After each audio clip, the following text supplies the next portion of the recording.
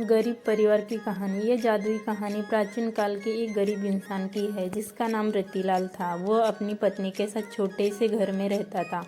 रतिलाल दैनिक भिक्षा मांगने जाया करता और जो कुछ भी मिलता उससे अपना और अपनी पत्नी का जीवन यापन किया करता। एक बार सारा दिन भिक्षा मांगने के बाद उसे केवल एक मुट्ठी चावल हाथ लगे और वह अपने घर पहुंचा तो उसकी पत्नी दुखी होकर बोली, घर में तो अनाज का एक दाना भी नहीं बचा है और आप एक मुट्ठी चावल ही लाए हैं।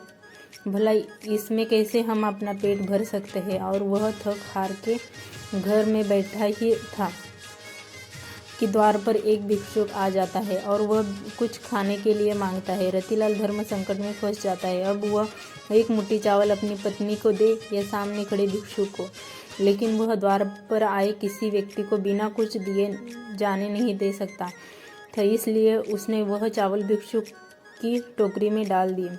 रतिलाल की पत्नी अंदर काम कर रही थी और जैसे ही वह बाहर आई तो रतिलाल ने भिक्षुक को चावल देने वाली बात बता दी। और इस बात को सुनते ही रतिलाल की पत्नी गुस्से में आ गई।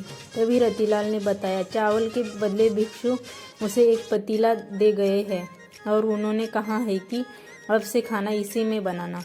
रतिलाल की पत्नी गुस्से से कहती है, क्या इसमें पानी उबाल कर दूं? क्योंकि अनाज तो है नहीं और जो आप लाए थे उसको भी दान दे दिया। और जैसे ही वो पतीले को उठाती है तो उसे कुछ वजन का एहसास होता है और वो पतीले को खोलकर देखती है तो चौंक जाती है क्योंकि उसमें इन दोनों के लिए पका हुआ खाना रखा होता है। रतिलाल की पत्नी के चेहरे में खाने को देखकर मुस्कुराहट आ जाती है। दरअसल उसने कई दिनों से ठीक से खाना नहीं खाया था, लेकिन रतिलाल यह नहीं समझ पा रहा था कि वह भिक्षुक तो उसे खाली पतीला देकर गया था, तो इसमें खाना कहाँ से आया। और वह आश्चर्य से यह बात अपनी पत्नी को कहता है, लेकिन वह कई दिनों से भूखी है इसलिए उसकी बात नज़रअंदाज करके खाने को घूरती है और अपने पति से कहती है, बड़े दिनों बाद इतना स्वादिष्ट भोजन देखने को मिला, चलिए खाते हैं। और रतिलाल खाना खाने बैठ जाता है, लेकिन अभी भी उसका ध्यान उसी बात पर टिका होता है, क्या यह बर्तन जादुई पतीला है। भोजन करने के बाद वह अपनी पत्नी से अपने दिमाग में चल रही उथल पुथल के चलते यह बात कहने से अपने आप को रोक नहीं पाया कि जरूर यह जादुई पतीला है जिससे इच्छानुसार भोजन प्राप्त किया जा सकता है। तभी दोनों ने मिलकर पतीले का परीक्षण करने का विचार बनाया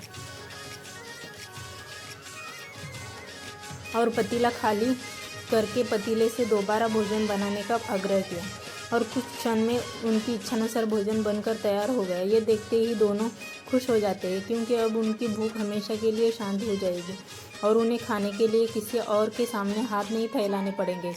खुश होकर दोनों ने राज्य में ऐलान कर दिया कि वह सारे राज्य को खाना खिलाएंगे।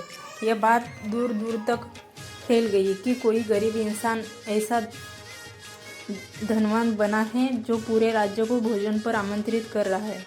और अगले ही दिन रतिलाल के घर के सामने हजारों की तादाद में लोगों का हुजूम उमड़ पड़ा, जिनमें से ज़्यादातर लोग तो यह देखने आए थे कि भला यह गरीब इतने सारे लोगों को कैसे खाना खिला पाएगा। लेकिन देखते ही देखते एक से एक व्यंजन सबके सामने रख दिए गए और सभी को खुला आमंत्रण दे दिया, जितना खाना हो उतना खाइए और ज़रूरत पड़े तो घर भी ले जाइए। यह सुनते ही राज्य के सभी लोगों ने जी भर के खाना खाया और अपने साथ अपने परिवार के लिए भी लेकर गए। लेकिन खाना खत्म नहीं हुआ। ये देखकर कुछ लोगों ने मन में शंका उत्पन्न हुई।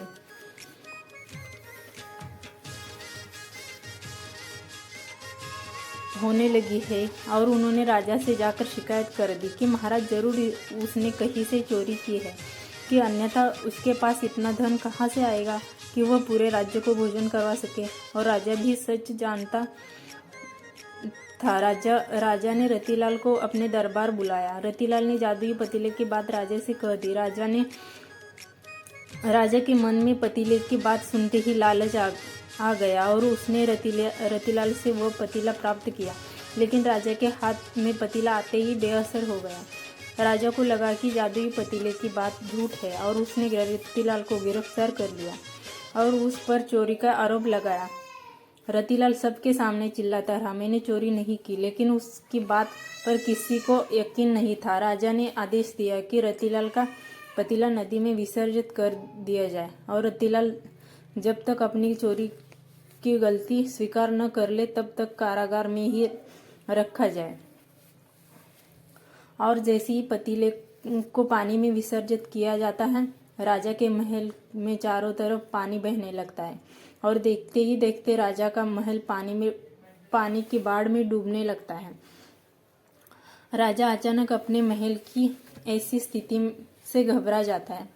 उसे समझ में नहीं आता कि ये कैसे हो रहा है।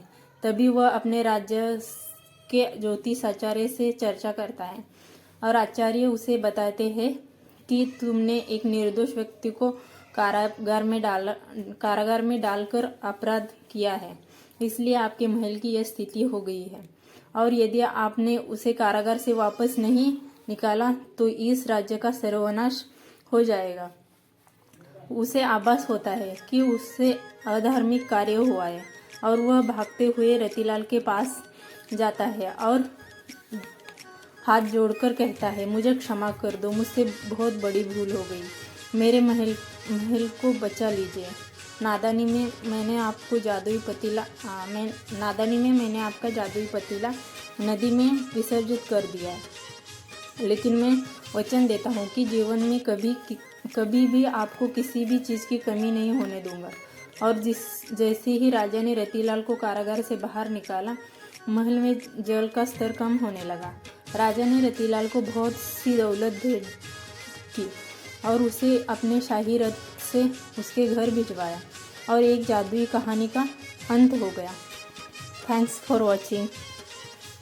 कहानी पसंद आई हो तो लाइक कीजिए।